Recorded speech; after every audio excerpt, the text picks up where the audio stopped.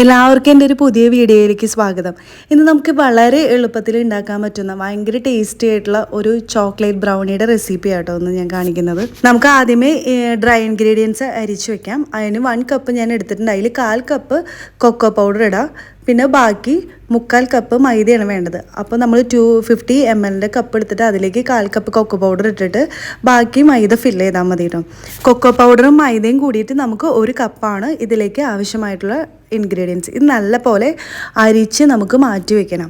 ഇത് നിങ്ങൾ സെല്ല് ചെയ്യാൻ ഉദ്ദേശിക്കുന്നതാണെങ്കിൽ നമ്മൾ ഇതിലേക്ക് എടുക്കുന്ന ചോക്ലേറ്റ് ഭയങ്കര ഇമ്പോർട്ടൻ്റ് ആണ്. നല്ല പ്രീമിയം ചോക്ലേറ്റ് യൂസ് ചെയ്യുക. അല്ലാതെ വീട്ടിലേക്കൊക്കെ ആണെങ്കിൽ നമുക്ക് കോമ്പൗണ്ടൊക്കെ യൂസ് ചെയ്യാം കേട്ടോ. അപ്പോൾ ചോക്ലേറ്റിൻ്റെ ടേസ്റ്റ് അനുസരിച്ചായിരിക്കും ബ്രൗണിയുടെ ടേസ്റ്റ് ഇരിക്കുക. 200 ഗ്രാം ചോക്ലേറ്റും പിന്നെ 100 ഗ്രാം ബട്ടറും നമുക്ക് ഇതിലേക്ക് ആവശ്യം കേട്ടോ. കുറേ പേര് ഓയിൽ യൂസ് ചെയ്തിട്ട് ഉണ്ടാക്കുന്നത് ഞാൻ കണ്ടിട്ടുണ്ട്. പക്ഷേ ഇതിന് ടേസ്റ്റ് ഏറ്റവും കൂടുതൽ ബട്ടർ വെച്ചിട്ടുണ്ടാക്കുന്നതാണ്. അപ്പോഴാണ് നമുക്കിതിന് റിച്ച് ടേസ്റ്റ് കിട്ടുക കേട്ടോ. അപ്പോൾ ഇത് രണ്ടും കൂടി നമുക്ക് ഡബിൾ ബോയിലിംഗ് മെത്തേഡിലാണ് നമ്മളിത് മെൽറ്റ് ചെയ്തെടുക്കുന്നത് കേട്ടോ. അപ്പോൾ ഒരു പാത്രത്തിൽ ഞാൻ വെള്ളം ചൂടാക്കാൻ വെച്ചിട്ടുണ്ടായിരുന്നു. അപ്പോൾ അതിൻ്റെ മുകളിൽ പാത്രം വെച്ചിട്ടാണ് നമ്മളിത് മെൽട്ടാക്കി എടുക്കുന്നത്. ഇപ്പോൾ എല്ലാം നല്ലപോലെ മെൽട്ടാക്കി എടുത്തിട്ടുണ്ട്. അപ്പോൾ ചെറിയ ചൂടോടുകൂടി തന്നെ നമുക്കിത് അതിലേക്ക് ഒഴിക്കണം കേട്ടോ. അപ്പോൾ നമ്മൾ ചെറിയ ചൂടോടുകൂടി തന്നെ അതായത് നമുക്കൊരു ക്ലീനായി ബൗൾ എടുത്തിട്ട് അതിലേക്ക് 3 എഗ്ഗ് പൊട്ടിച്ച് വയ്ക്കാം കേട്ടോ. പിന്നെ ഇതിലേക്ക് 1 കപ്പ് പൊടിച്ച ഷുഗർ ആട്ടോ നമ്മൾ എടുക്കേണ്ടത്.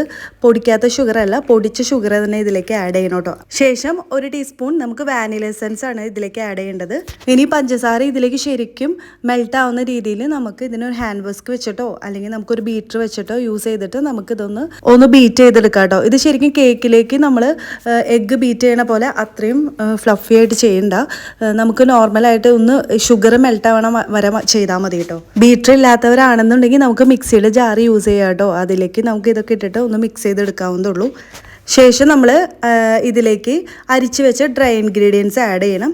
അത് നല്ല പോലെ മിക്സ് ചെയ്യാം കേട്ടോ. നമ്മൾ സാധാ കേക്കിലേക്ക് നമ്മൾ ഓവർ മിക്സിങ് വരുന്നുള്ള ടെൻഷനൊന്നും വേണ്ട. ഈ ബ്രൗണി ചെയ്യുമ്പോൾ നമുക്കത് നല്ല പോലെ ഒന്ന് മിക്സാക്കി എടുത്ത് കഴിഞ്ഞിട്ട് പിന്നെ നമ്മൾ ഡബിൾ ബോയിലിംഗ് ചെയ്ത് വെച്ച ചോക്ലേറ്റ് അതിലേക്ക് ആഡ് ചെയ്ത് കൊടുക്കാം.